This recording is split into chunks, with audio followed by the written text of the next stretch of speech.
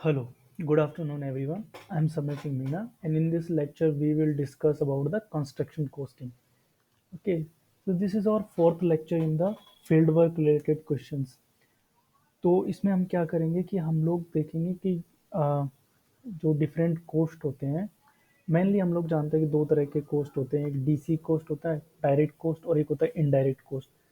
तो हम उसके बारे में डिस्कस करेंगे और अपने इंटरव्यू में जितना पूछ सकते हैं, क्योंकि इंजीनियरिंग इकोनॉमिक्स भी एक इम्पोर्टेंट पार्ट है। अभी तक मैंने जो जो वीडियो डाले हैं वो ऐसे वीडियोस हैं जो मतलब इंटरव्यू में इम्पोर्टेंट है और हम लोग पढ़ते नहीं हैं। अगर उससे क्वेश्चन आते हैं तो जो भी है वो ब्लैंक चला जाता है, जैसे फॉर्म वर्क है, ठीक है, कंक्रीट की क्वालिटी है, उन सारी चीज़ों पे मतलब उतना कंटेंट हम पढ़ते नहीं है। बाकी जैसे सोम है, स्ट्रक्चर एनालिसिस है, सॉइल मैकेनिक्स है, इन सब पे हम जनरली मेंस में काफ़ी पढ़ चुके हैं, और तभी क्योंकि ये सब मेंस के सब्जेक्ट हैं इसलिए तो हम आज इसको पढ़ेंगे। ठीक है, कंस्ट्रक्शन कोस्टिंग कैसे करते हैं मैं एक एग्जांपल देके समझाऊंगा, एक रियल एग्जांपल कि रियल साइट पे कोस्टिंग कैसे होती है और उसमें हम कौन कौन से डायरेक्ट कोस्ट और इनडायरेक्ट कोस्ट में कौन कौन सी चीज़ें लेते हैं। ठीक है, तो ये वाला ग्राफ तो हमने सबने देखा ही होगा कि थ्योरेटिकली, क्योंकि इतना तो हम पढ़ते ही हैं कंस्ट्रक्शन प्रोजेक्ट मैनेजमेंट में कि डायरेक्ट कोस्ट जो होता है, वैसे जैसे जैसे टाइम ड्यूरेशन कम होता जाता है, कम मतलब टाइम ड्यूरेशन, मान लो कोई काम 100 दिन में करना है और अगर हम उसको ही बोले कि अब 50 दिन में करो तो क्या करना पड़ेगा, उसका डायरेक्ट कोस्ट पे क्या इम्पैक्ट आएगा कि डायरेक्ट कोस्ट जो है वो बढ़ जाएगा। 50 दिन में करना है मतलब क्या, लेबर ज़्यादा लगानी पड़ेगी, लेबर जो है वो बढ़ जाएंगी, मशीनरी या कोई नई टेक्नोलॉजी लानी पड़ेगी। ठीक है, तो उसके हिसाब से उस काम में उसका डायरेक्ट कॉस्ट बढ़ जाएगा, लेकिन उसका इनडायरेक्ट कॉस्ट का क्या इम्पैक्ट होगा, इनडायरेक्ट कॉस्ट जो है वो घट जाएगा। कैसे घटेगा, कैसे बढ़ेगा, वो जब हम देखेंगे कि डायरेक्ट कॉस्ट में क्या आता है और इनडायरेक्ट कॉस्ट में क्या आता है, कौन कौन से हेड आते हैं, तो हमको समझ में आएगा। अब साइट पे कोस्टिंग कैसे होती है, ठीक है, अब कोस्टिंग होती है, ये एक कॉन्ट्रैक्टर के पॉइंट ऑफ व्यू से बता रहा हूँ मैं, कॉन्ट्रैक्टर कैसे देखेगा। मान लो अ, कोई रोड बनाना है, ठीक है, और वो जो रोड बनाना है ये कोई भी, मान लो रोड नहीं, बिल्डिंग का एग्जांपल लेते हैं, ठीक है, बिल्डिंग का एग्जांपल ले लेते हैं कि सीपीडब्ल्यू उसको पीडब्ल्यूडी को एक बिल्डिंग बनानी है 5 फ्लोर की, और उन्होंने बोला कि वो जो 5 फ्लोर की, हाइपोथेटिकल है इतना, वो डेटा में मत जाना, हाइपोथेटिकल मैंने बोला कि वो 5 फ्लोर की या 20 फ्लोर की, मान लो 20 फ्लोर की बिल्डिंग 100 करोड़ रुपए में बनेगी। तो जो कॉन्ट्रैक्टर को जो पैसा मिलेगा वो कितना है, 100 करोड़ रुपए। अब कॉन्ट्रैक्टर क्या सोचता है कि मुझे प्रॉफिट होगा या लॉस होगा इस 100 करोड़ में, मैं कैसे पता करूं। इसके लिए वो कॉस्टिंग शुरू करेगा, ठीक है, वो अपने एक प्लानिंग इंजीनियर को बैठाएगा और बोलेगा आप मुझे बताओ कि भाई इसमें लॉस हो रहा है या प्रॉफिट हो रहा है मेरा, ये बता दो। तो वो अपना प्लानिंग इंजीनियर बैठा दिया, प्लानिंग इंजीनियर क्या करेगा उसमें, प्लानिंग इंजीनियर वहाँ पे कैलकुलेशन करेगा कि डायरेक्ट कॉस्ट कितना है और इनडायरेक्ट कॉस्ट कितना है, फिर वो दोनों को जोड़ देगा तो उसके पास टोटल कॉस्ट आ जाएगा। और वो टोटल कॉस्ट से उसको प्रॉफिट निकालना है तो वो कैसे निकालेगा, हमको 100 रुपये मिलेंगे, टोटल कॉस्ट कितना हुआ, direct cost plus indirect cost, उसको उसमें से घटा देंगे तो टोटल पैसे आए रिवेन्यू, इसको हम कॉन्ट्रैक्ट वैल्यू को हम रिवेन्यू भी बोलते हैं। ठीक है, तो जो रिवेन्यू है उसमें से अगर हम कॉस्ट घटा देंगे तो हमको क्या मिल जाएगा, प्रॉफिट। ठीक है, उस प्रॉफिट को हम कंट्रीब्यूशन भी बोलते हैं। ठीक है, प्रॉफिट को हम बॉटम मार्जिन, कंट्रीब्यूशन, प्रॉफिट, तीनों एक ही टर्म है। ठीक है, तो मान लो उसका 100 करोड़ का प्रोजेक्ट था।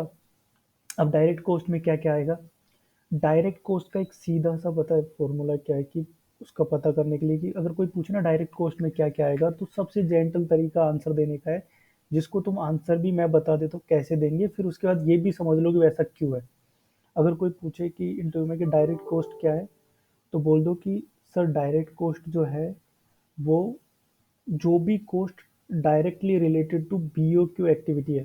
ठीक है, बीओक्यू की एक्टिविटी से डायरेक्टली रिलेटेड है कि, ठीक है, अब बीओक्यू क्या है, वो अगर आपने पहले की वीडियोस देखी होंगी तो बीओक्यू क्या होता है, बिल ऑफ क्वांटिटीज।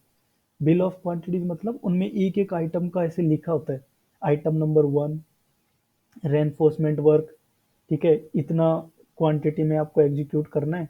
तो जो भी काम, जैसे वो अब मान लो रेनफोर्समेंट वर्क हमको 1000 मेट्रिक टन एग्जीक्यूट करना है उस प्रोजेक्ट पे, तो वो एक बीओक्यू आइटम है। तो उससे रिलेटेड जो भी चीज़ होगी ना, वो डायरेक्ट कॉस्ट में आएगी, मतलब उससे डायरेक्ट रिलेटेड है। मटेरियल, रेनफोर्समेंट एक्टिविटी का मटेरियल क्या होगा, क्या हो सकते हैं रेनफोर्समेंट एक्टिविटी में मटेरियल, वो हमको पता चलेगा कहाँ से, रेट एनालिसिस।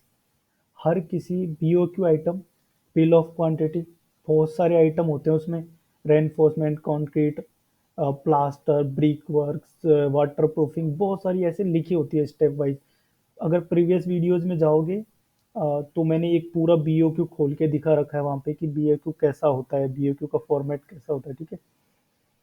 तो उसका हर आइटम का एक रेट एनालिसिस होता है। रेट एनालिसिस से हमको, रेट एनालिसिस क्या होता है, नई टर्म आ गई, बीओक्यू समझ में आया, उसमें एक आइटम होता है, उस आइटम का रेट एनालिसिस होता है। ठीक है, मैं पहले रेट एनालिसिस को समझाता हूँ। मान लो रेनफोर्समेंट की एक्टिविटी है, उसका रेट एनालिसिस कैसे होगा। ये मैंने एक रेट एनालिसिस डाला है, ठीक है। रेट एनालिसिस में हम क्या करते हैं, सबसे पहले उसमें क्या क्या मटेरियल लगेगा, रेट एनालिसिस में मटेरियल, लेबर, ठीक है, का कॉस्ट देखेंगे, और machinery cost. Material, man power and machinery, 3M, material, man power, machinery.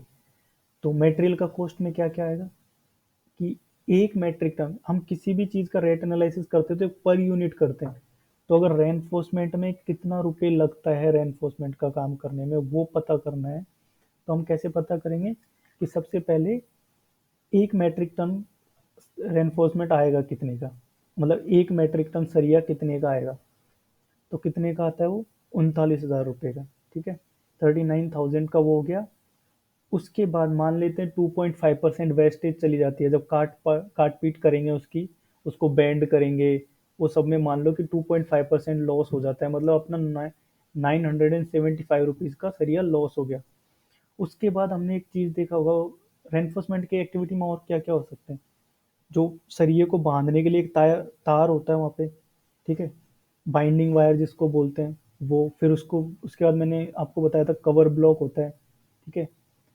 उसके बाद कवर ब्लॉक के बाद मशीनरी कॉस्ट का क्या क्या क्या होंगे, मशीनरी कॉस्ट में हम निकालेंगे तो जो बार बेंडिंग मशीन्स होती हैं, क्योंकि रेनफोर्समेंट ऐसे तो बेंड होता नहीं है, वहाँ पे एक मशीन होती है जिससे हम उसकी रिंग शेप बनाते हैं, या उसकी कोई भी जो शेप देनी होती है वो उस मशीन से देते हैं। तो पर मेट्रिक टन उस पर कितना कॉस्ट पड़ रहा है, बाकी ऑपरेशन कॉस्ट मतलब उसको शिफ्ट करने में कितना पड़ रहा है, fuel cost, labour cost, labour cost मतलब एक मेट्रिक टन बांधने के लिए जो लेबर काम पे लगती है वो कितना लेगी। तो ये मतलब एक्चुअल रेट है, इतना याद रख सकते हो, ये है मार्केट में इतना ही चल रहा है। जगह लोकेशन के हिसाब से हो सकता है 300, 200, 300 रुपये का डिफरेंस आए। लेबर एक मेट्रिक टन सरिया बांधने का 3700 रुपये लेती है, ठीक है। तो वैसे ही लेबर अनलोडिंग करने का एक मेट्रिक टन का 234 रुपये लेती है। ऐसे करके हमने सारा कॉस्ट निकाल के एक चीज़ पता चल गया कि एक मेट्रिक टन सरिया अगर साइट पे जाके किसी कॉलम में, स्लैब में, कहीं पे भी बन रहा है, उसका कितना पैसा लगता है अपना, 45818। वो ऊपर जाते हैं तो उसका थोड़ा पैसा, शिफ्टिंग का पैसा, ऐसे थोड़ा चार्जेस ज़्यादा बढ़ जाते हैं, तो ऊपर जाते जाते रेट बढ़ने लग जाएगी, ठीक है। लेकिन वो कुछ अमाउंट ही बढ़ेगी, ठीक है, लेबर चार्जेस बढ़ते जाएंगे उसमें। तो ये समझ में आ गया कि रेट एनालिसिस क्या होते हैं। रेट एनालिसिस में हम किसी भी बीओक्यू आइटम का, एक बार फिर बोल रहा हूँ, किसी भी बीओक्यू आइटम का मैन, मटेरियल, मैन पावर और मशीनरी कॉस्ट देखते हैं, ठीक है। तो यहाँ पे मटेरियल कॉस्ट निकल गया, सब कॉन्ट्रैक्टर कॉस्ट, ये सब डायरेक्ट कॉस्ट है, क्योंकि वो, ये सब जो है वो बीओक्यू आइटम से अटैच है, सीधा हम उसमें मतलब इनका इम्पैक्ट जो है वो सीधा उस पर पड़ता है। Labour, plant depreciation and external hiring, अगर कुछ ट्रैक्टर हायर कर रहे हैं या कोई और चीज़ हायर कर रहे हैं काम के लिए, वो सब इसमें आएगा। Operation, fuel cost, maintenance cost, ये सब इसमें आएगा। जो हम लोग रेनफोर्स फॉर्म वर्क यूज़ करते हैं वो भी इस पे आएगा, ठीक है। और डायरेक्ट कॉस्ट है, तो टोटल डायरेक्ट कॉस्ट कितना हो गया, ये सबको जोड़ देंगे, मटेरियल, लेबर, सबको, तो ये आ गया 74%, 74 करोड़। 100 करोड़ तो हमको मिलेंगे, तो उसमें से अपना डायरेक्ट कॉस्ट कितना हुआ, 74 करोड़। इनडायरेक्ट कॉस्ट में क्या आता है, इनडायरेक्ट कॉस्ट की मोटा मोटी अगर डिवीजन करें कि, तो उसमें आते हैं, उसको हम लोग फर्दर टू पार्ट्स में बांट सकते हैं, ठीक है। वो डिपेंड करता है साइट में, कोई प्लानिंग इंजीनियर ज़्यादा अगर उसने दिमाग लगा ली तो वो और भी हेड निकाल सकता है, लेकिन generally fixed overhead, variable overhead होता है, ठीक है। फिक्स्ड ओवरहेड में क्या क्या आते हैं, इन वेरिएबल इनडायरेक्ट कॉस्ट में, फिक्स्ड ओवरहेड में आते हैं साइट पे जो हम लोग इंफ्रास्ट्रक्चर खड़ा करते हैं ना, साइट ऑफिस बनाते हैं जो लास्ट में तोड़ देंगे उसको और ले जाएंगे तोड़ ताड़ के, वो इंफ्रास्ट्रक्चर फिक्स्ड हो गया। एक बार जो कॉस्ट फिक्स्ड हो गया साइट पे जाके, वो फिक्स्ड, फिक्स्ड इनडायरेक्ट कॉस्ट, मतलब उसको किसी एक्टिविटी से अटैच नहीं कर सकते। अब जैसे वहां पे मान लो कि इनडायरेक्ट कॉस्ट क्या होता है, जिसको किसी एक्टिविटी, डायरेक्ट एक्टिविटी पे नहीं डाल सकते। तो एक मिनट,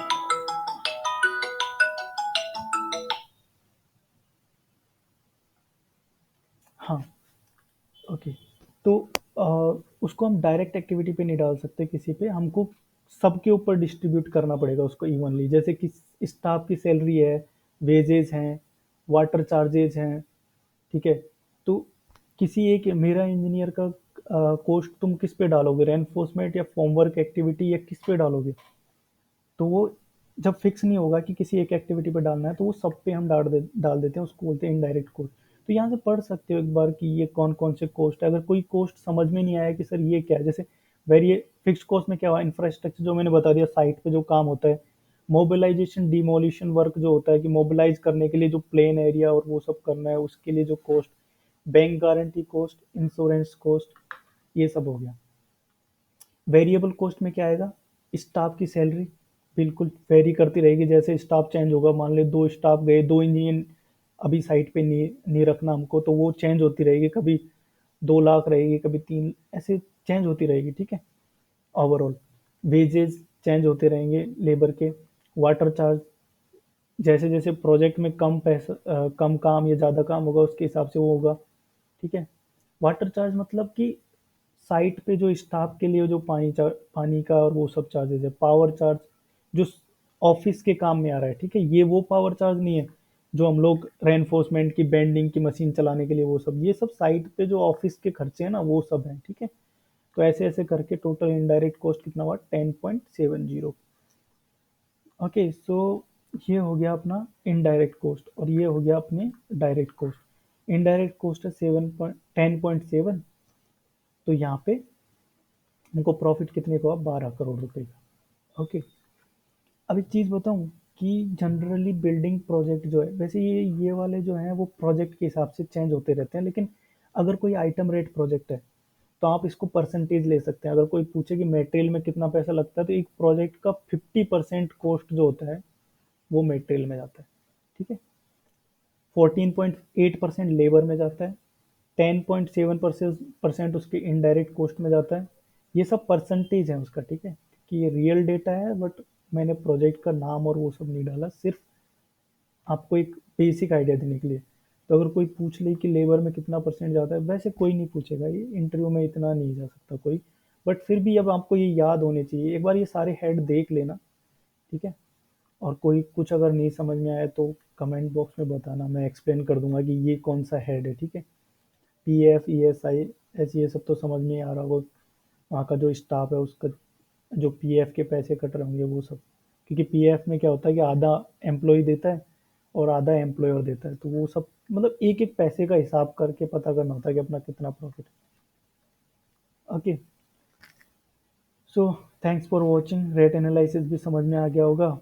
सो अगर कुछ नहीं समझ में आया तो वो कमेंट बॉक्स में करो, उसको मैं अच्छे से एक्सप्लेन करूँगा। अभी अपने पर्पज़ के लिए ये बहुत था कि डायरेक्ट कॉस्ट, इनडायरेक्ट कॉस्ट, और इनडायरेक्ट कॉस्ट में क्या क्या आते हैं, fixed cost, variable cost. Fixed cost में infrastructure, mobilisation, demobilisation, bank guarantee cost. Bank guarantee cost क्या होता है कि बहुत सारे जो security deposit, earnest money deposit, ठीक है, इन सब पे हम लोग पैसे नहीं देते, कई बार बैंक गारंटी दे देते हैं और उसके लिए बैंक हमसे कुछ चार्ज करता है, तो वो पैसा, ठीक है, वो एक बार ही देंगे हम। इंश्योरेंस करवाना है बहुत सारी चीज़ों का, तो उसके पैसे एक बार ही देंगे। लेकिन वेरिएबल कॉस्ट ये सब है। अगर किसी को Ernest money deposit, security deposit और बाकी कॉन्ट्रैक्ट की कंडीशंस के बारे में अगर एक वीडियो चाहिए तो मुझे बोलना, कमेंट बॉक्स में बता देना एक बार, मैं उनके ऊपर भी एक वीडियो बना दूंगा, क्योंकि वो भी काफ़ी इंपॉर्टेंट है। अर्नेस्ट मनी डिपॉजिट और सिक्योरिटी डिपॉजिट, ये सब क्या होता है, डिफेक्ट लाइबिलिटी पीरियड क्या होता है, तो ठीक है, अभी के लिए ये बहुत है। Okay, thank you very much, and please share and subscribe if you like these videos. Thanks.